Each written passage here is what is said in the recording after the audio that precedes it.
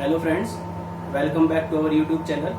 Today I discuss with you about the topic of the class 12 business studies, factors affecting the choice of capital structure. The factors affecting the choice of capital structures are various. First one is cash flow position, second one is interest coverage ratio, third one is debt service coverage ratio, return on investment, tax rate and cost of debt. Now I discuss with you one by one. The first one is cash flow position.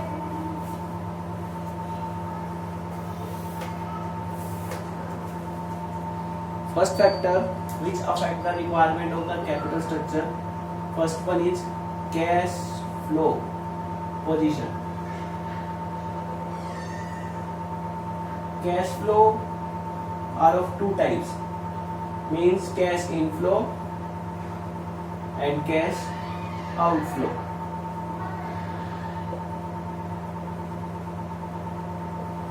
Both are the cash flow in a business organization.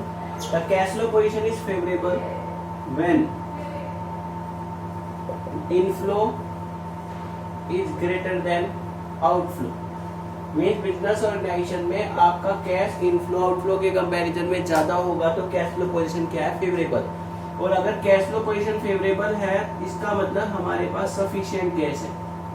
अब किसी भी business organisation के पास अगर sufficient cash available होगा तो वो easily अपने fix cost को, फिक्स चार्ज को पे कर सकता है. और फिक्स चार्ज का मतलब है कि कंपनी को पूरी श्योरिटी है कि वो मार्केट में अपनी कैपिटल को जनरेट करना चाह रही है तो डेब्ट को यूज करे. क्योंकि डेब्ट जो है, डिबेंचर या आपने बैंक से लोन लिया उस पर फिक्स रेट से इंटरेस्ट की पेमेंट करनी पड़ती है. जो भी आपने इंटरेस्ट की पेमेंट की है वो तभी आप पे कर पाओगे जब आपके पास सफिशिएंट कैश हो. तो कैश फ्लो पोजीशन ये इंडिकेट करती है अगर आपकी कंपनी की कैश फ्लो पोजीशन फेवरेबल है, मींस कैश इनफ्लो आउटफ्लो से ज्यादा है, सफिशिएंट कैश है, तो कंपनी टाइम पर फिक्स रेट से इंटरेस्ट की पेमेंट कर पाएगी. तो उस केस में कंपनी को क्या यूज करना चाहिए, डेब्ट कैपिटल.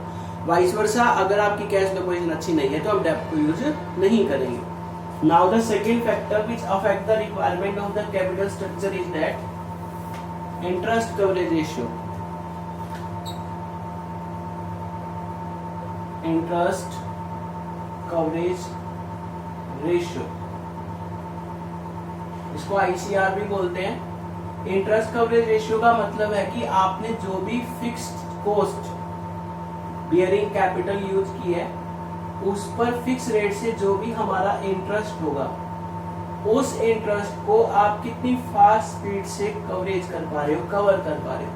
मींस अगर आपका इंटरेस्ट कवरेज रेशियो जो है अगर अच्छा हो, मींस अगर आप अपना इंटरेस्ट जो है वो टाइम पर पे कर पा रहे हो तो उस केस में कंपनी के इंटरेस्ट कवरेज रेशियो की बात की जाए तो वो अच्छा होगा. और इंटरेस्ट कवरेज रेशियो को कैलकुलेट करने का जो फॉर्मूला बनता है वो ये बनेगा, फिक्स्ड इंटरेस्ट डिवाइड में, नहीं ईबीआईटी डिवाइड में fixed interest, earning before interest and tax divide में फिक्स्ड इंटरेस्ट. तो अब आपकी ईबीआईटी इंटरेस्ट के कंपैरिजन में कितनी है, हाउ मच. आपका आईसीआर इंटरेस्ट कवरेज रेशियो जितना ज्यादा होगा उतना ही ज्यादा कंपनी के लिए अच्छा है. क्योंकि इंटरेस्ट कवरेज रेशियो का मतलब है हमारी earning before interest and tax के कंपैरिजन में इंटरेस्ट कितना ज्यादा है, मींस हमारी अर्निंग इंटरेस्ट के कंपैरिजन में कितनी मल्टीपल है. अगर हमारा जितना ज्यादा इंटरेस्ट कवरेज रेशियो होगा तो हमारे पास हम उतना ही ज्यादा डेब्ट को यूज कर सकते हैं. क्योंकि इंटरेस्ट कवरेज रेशियो जो है वो डायरेक्टली रिलेट करता है आपका डेब्ट के साथ. अगर इंटरेस्ट कवरेज रेशियो ज्यादा आ रहा है तो हम डेब्ट को भी क्या करेंगे, ज्यादा यूज करेंगे. बट कंपनी के अंदर एक प्रॉब्लम ये आती है कि हो सकता है कि आपका इंटरेस्ट कवरेज रेशियो ज्यादा हो, बट उस केस में हम सिर्फ आईसीआर के बेस पर डिसाइड नहीं करते कि हमें डेब्ट यूज करना है.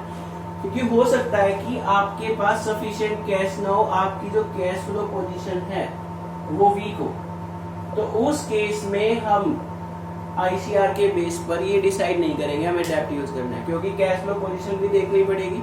अगर कैश फ्लो पोजीशन फेवरेबल नहीं है तो हम डेब्ट को यूज नहीं करेंगे. बट अगर इंटरेस्ट कवरेज रेशियो ज्यादा है और हमारी कैश फ्लो पोजीशन भी क्या हो, फेवरेबल हो, तब हम डिसाइड कर सकते हैं कि हमें डेब्ट को यूज करना है. क्योंकि हमारा इंटरेस्ट कवरेज रेशियो भी अच्छा है, टाइम पर हम फिक्स रेट से इंटरेस्ट की पेमेंट कर देंगे, हमारी कैश फ्लो पोजीशन भी अच्छी है, तो उस टाइम हम डेब्ट को यूज करेंगे। अदरवाइज डेब्ट को कंसीडर करने के लिए हमें आईसीआर के बेस पर ही डिसीजन नहीं लेना, हम आईसीआर के साथ साथ कैश फ्लो पोजीशन को भी कंसीडर करेंगे। Now the third factor is डेब्ट सर्विस कवरेज रेशियो।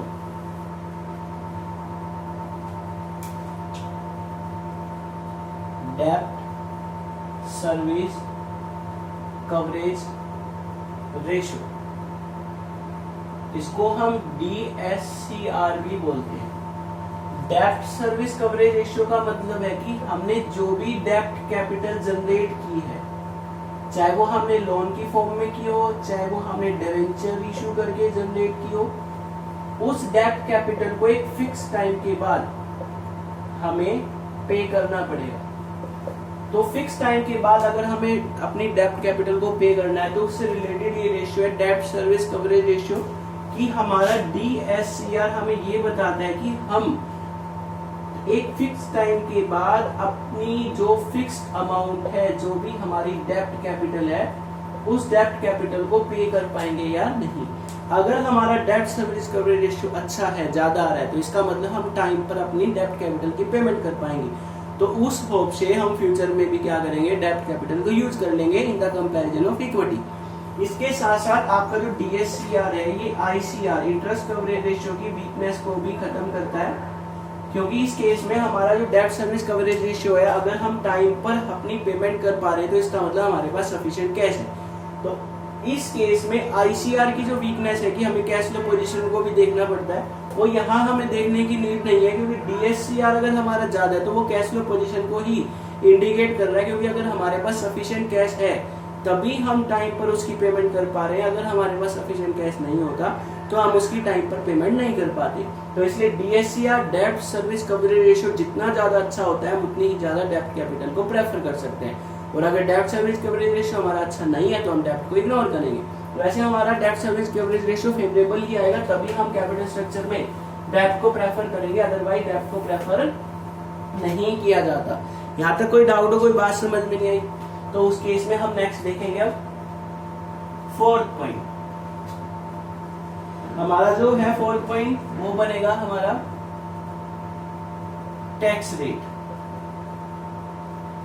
कंपनी की जो टैक्स रेट की बात की जाए तो उस केस पर हम डेब्ट कैपिटल के अंदर कंसीडर करते हैं कि टैक्स रेट के कंपैरिजन में या टैक्स रेट को कंसीडर करते हुए डेब्ट को यूज करना है या नहीं। ये माना जाता है जितनी ज्यादा हमारी टैक्स रेट ज्यादा होगी, मोर टैक्स रेट, उतनी ही ज्यादा हम डेब्ट कैपिटल को यूज कर सकते हैं। क्यों? क्योंकि टैक्स रेट ज्यादा होने से डेब्ट कैपिटल की जो कॉस्ट है वो कॉस्ट क्या हो जाएगी, डिक्रीज हो जाएगी।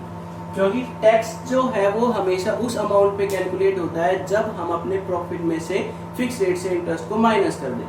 तो अगर हमारी टैक्स रेट ज्यादा है तो उससे हमारी डेब्ट पे जो कॉस्ट है वो कम आएगी। वो कैसे आएगी? फॉर एग्जाम्पल, अगर हमने 100 रुपीज का बैंक से लोन लिया है और हमारी अर्निंग भी जो है वो कितनी है, EBIT भी कितनी है हमारी, 100 रुपीज है।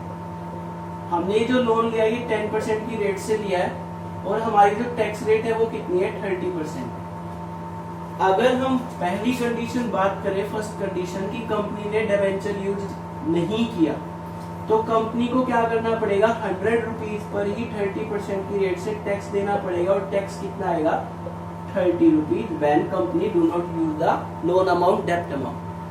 But in second condition, the company use the debt capital, means the company take the loan from the bank. Then tax will be 100 minus fix rate से जो इंटरेस्ट है वो माइनस किया जाएगा। इसका मतलब 90 रुपीज पर हमारा टैक्स लगेगा और टैक्स की जो अमाउंट आएगी वो कितनी आएगी, 27। पहले हमें टैक्स 30 रुपीज देना पड़ रहा था जब हमने लोन नहीं लिया था, लेकिन अब टैक्स कितना देना पड़ रहा है, 27। इसका मतलब हमारा जो टैक्स है वो कितने परसेंट से कम हो गया, 3%। तो इसका मतलब हमारी डेब्ट पर जो इंटरेस्ट रेट है वो 10% ना होकर हमने 3% का टैक्स कम दिया है, तो हमारी डेब्ट की इंटरेस्ट रेट कितनी होगी, 7%। तो हमारी टैक्स रेट जितनी ज्यादा होगी उतना ही ज्यादा हमारा डेब्ट क्या होगा, डिक्रीज होगा। फॉर एग्जाम्पल, मान लीजिए हम यहाँ पर अपनी टैक्स रेट 40% करते हैं, तो ये टैक्स आपका 40% होकर 36 हो जाएगा। और अगर इस 40% की बात की जाए तो ये अमाउंट कितनी हो जाएगी, 40।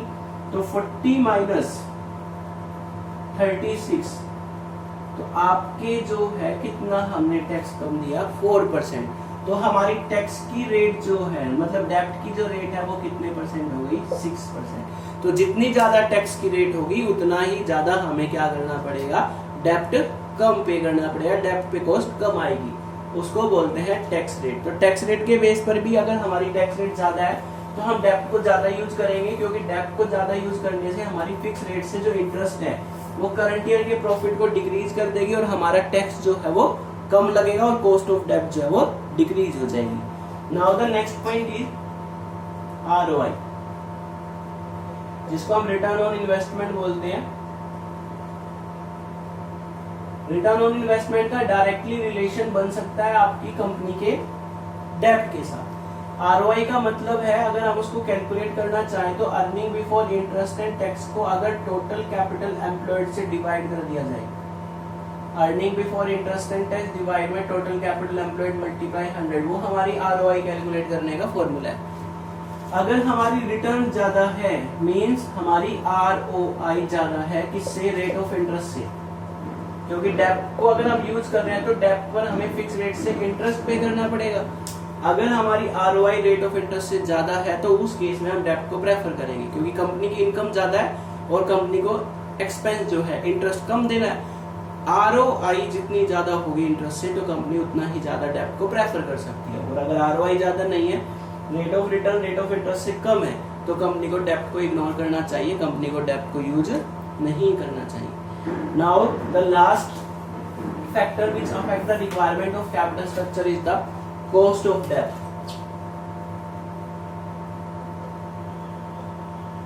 अगर डेब्ट पे कॉस्ट की बात की जाए तो डेब्ट को सबसे चीपेस्ट सोर्स ऑफ फाइनेंस बोला जाता है। क्यों? क्योंकि इस पर हमें फिक्स रेट से इंटरेस्ट पे करना है, और फिक्स रेट से इंटरेस्ट कंपनी को पे करना पड़ता है, तो 10% ही माना जाता है, ज्यादातर 10% तक ही हमारी रेट ऑफ इंटरेस्ट है, 12% भी हो सकती है, लेकिन जनरली जो हमारी है वो 10% ही होगी।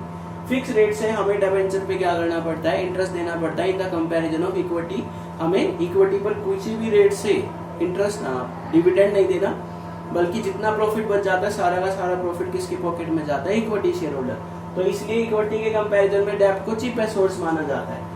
अगर आपकी इंटरेस्ट रेट कम है, इंटरेस्ट रेट कम है तो कंपनी मोर डेब्ट यूज करेगी, क्योंकि कंपनी को फिक्स रेट से कम इंटरेस्ट देना है। तो इसलिए हम ये मानते हैं कॉस्ट ऑफ डेब्ट की बात की जाए तो डिबेंचर पर या डेब्ट पर जो भी कॉस्ट आती है वो फिक्स रेट से इंटरेस्ट आएगा।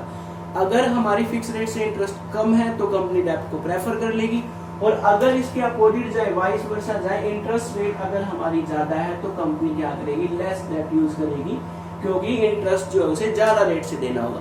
तो इसलिए कॉस्ट ऑफ डेब्ट के बेस पर भी हम क्या करते हैं, डेब्ट कैपिटल को या कैपिटल स्ट्रक्चर को डिसाइड करते हैं। तो आज हमने जो भी फैक्टर डिस्कस किए हैं, cash flow position, interest coverage ratio, डेब्ट service coverage ratio, rate of return, cost of डेब्ट as well as tax rate, अगर ये सारे हमारी कंपनी के लिए अच्छे हैं, फेवरेबल है, ज्यादा से ज्यादा है, कैश फ्लो पोजीशन फेवरेबल है तो डेब्ट कैपिटल को हम बढ़ाएंगे। ICR अगर हमारा ज्यादा, इंटरेस्ट कवरेज रेशियो जितना ज्यादा होगा उतनी ज्यादा डेब्ट कैपिटल यूज होगी। DSCR डेब्ट सर्विस कवरेज रेशियो हमारा जितना ज्यादा होगा उतना ज्यादा हम डेब्ट को यूज करेंगे। ऐसे ही कंपनी की टैक्स रेट ज्यादा है तो कंपनी क्या करती है, ज्यादा से ज्यादा डेब्ट यूज करती है, क्योंकि टैक्स रेट ज्यादा होने की वजह से अगर हम डिबेंचर को यूज करेंगे तो डिबेंचर की वजह से करंट ईयर का प्रॉफिट रिड्यूस होगा और हमारा टैक्स कम लगेगा। इसी तरह अगर कॉस्ट ऑफ डेब्ट की बात की जाए तो अगर हमारी इंटरेस्ट रेट कम है तो हम ज्यादा डेब्ट को यूज कर लेंगे। तो आज जो हमने सारे फैक्टर्स किए हैं, इन सभी फैक्टर्स के बेस पर अगर फेवरेबल पोजीशन आ रही है तो हम डेब्ट को प्रेफर करते हैं और इक्विटी को इग्नोर या कम रखेंगे। I hope it's clear to you. Thanks. Have a nice day.